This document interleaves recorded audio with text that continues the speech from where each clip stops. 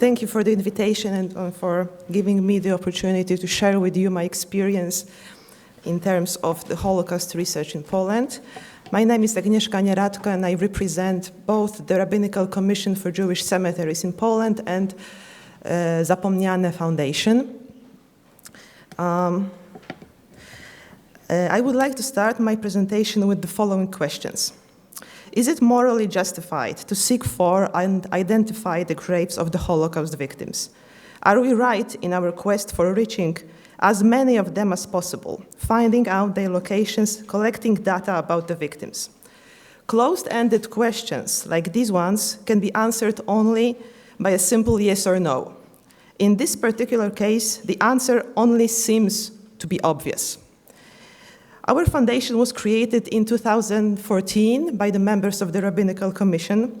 The name Zapomniane means in Polish forgotten, implying that the subject of our research is forgotten, which again will turn out to be only a half-truth.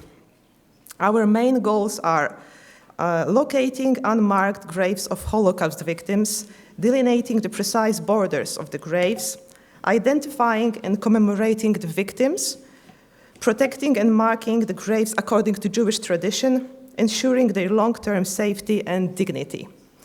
Creating the foundation was the response to the state of affairs. Poland is virtually dotted with hundreds, if not thousands, of forgotten Jewish war graves, both of individuals and groups. There is hardly a town or village in central and eastern Poland where one wouldn't find a Jewish grave from the Holocaust period.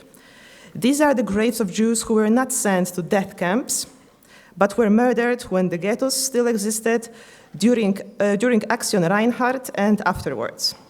These Jews lay buried in nameless graves scattered in the woods, roadside ditches, cultivated fields, and any other myriad of places.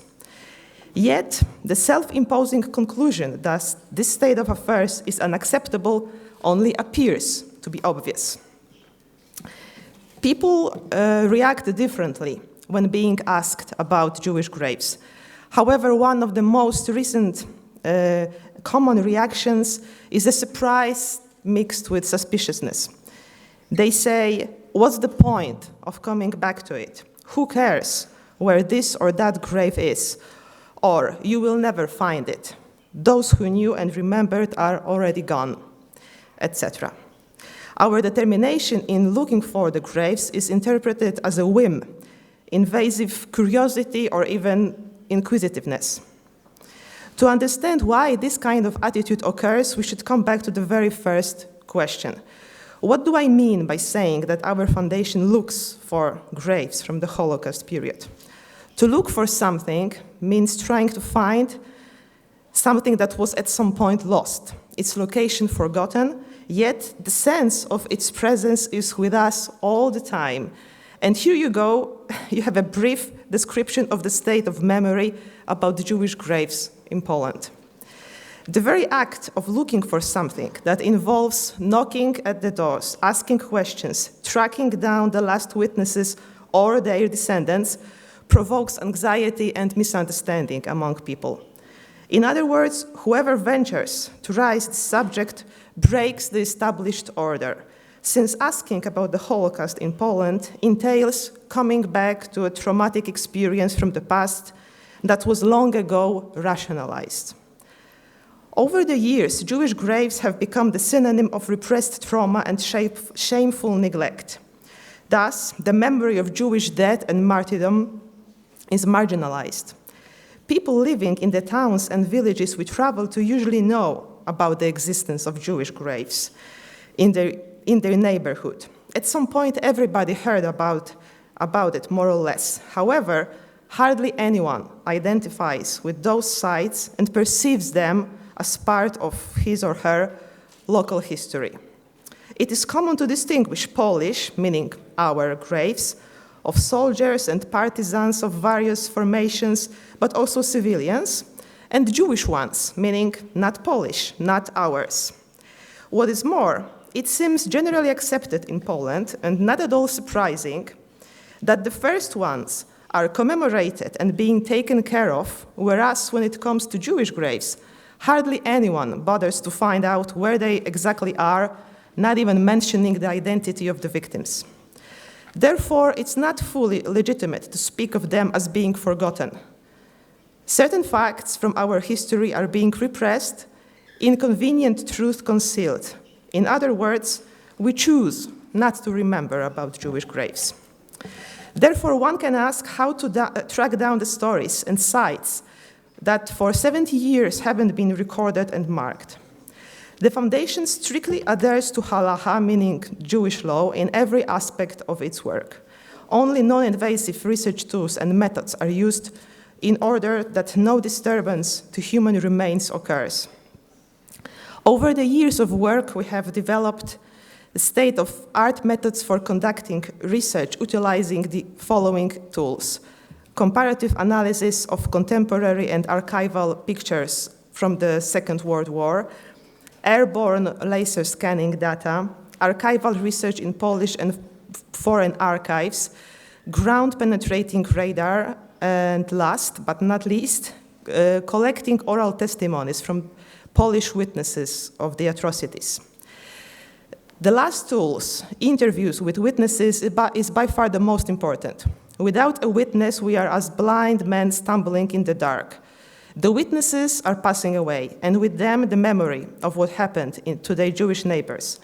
It is imperative for the foundation to act as quickly as possible before the last witnesses are gone. It is the human memory that our success depends on. All the advanced technologies would be good for nothing if we do not find someone who remembers where and who to look for. Our quest should be crowned with securing a located grave and commemorating the people buried therein. Rather than erecting memorial boards, we build tombstones where we put names of the victims and traditional Jewish inscriptions. This way, the dignity and humanity is brought back to the victims. The foundation's approach is to engage and partner with local authorities and communities in the process of searching and eventually commemorating the Jewish war graves. This includes bringing in church authorities and local schools as active participants and intended guardians of the memory. Poles are still traumatized by the Holocaust, and recovering the forgotten stories of Jewish martyrdom helps them to overcome this trauma.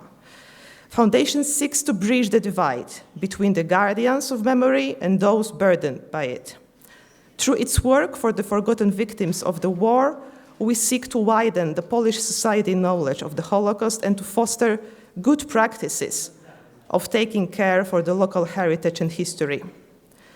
From the beginning of its existence, the foundation managed to collect a report on over 150 unmarked Jewish graves, only 4 of which were so far commemorated.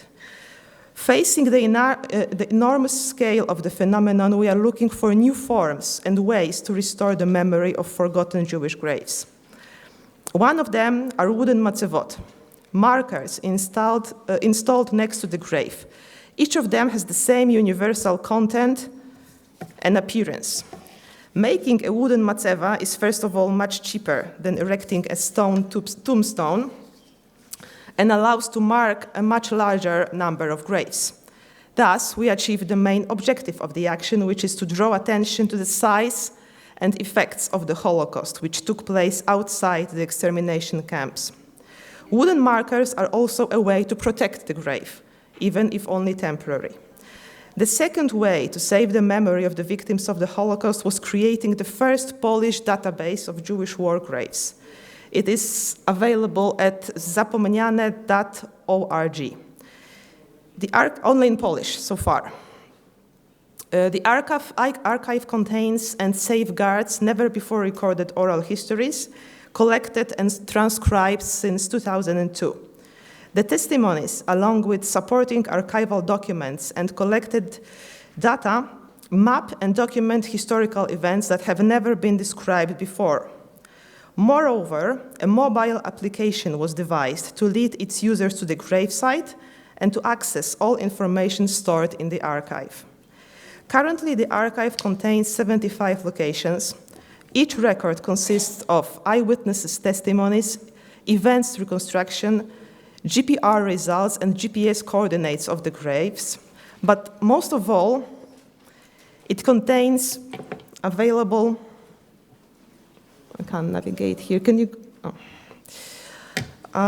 Available personal details about the victims, their names and surnames, or at least the number of victims buried in a given site, are the most prominent element of the base. And each time they are preceded by the following phrase: "Here lie the Jews of the blessed memory, murdered during the Holocaust." Thank you.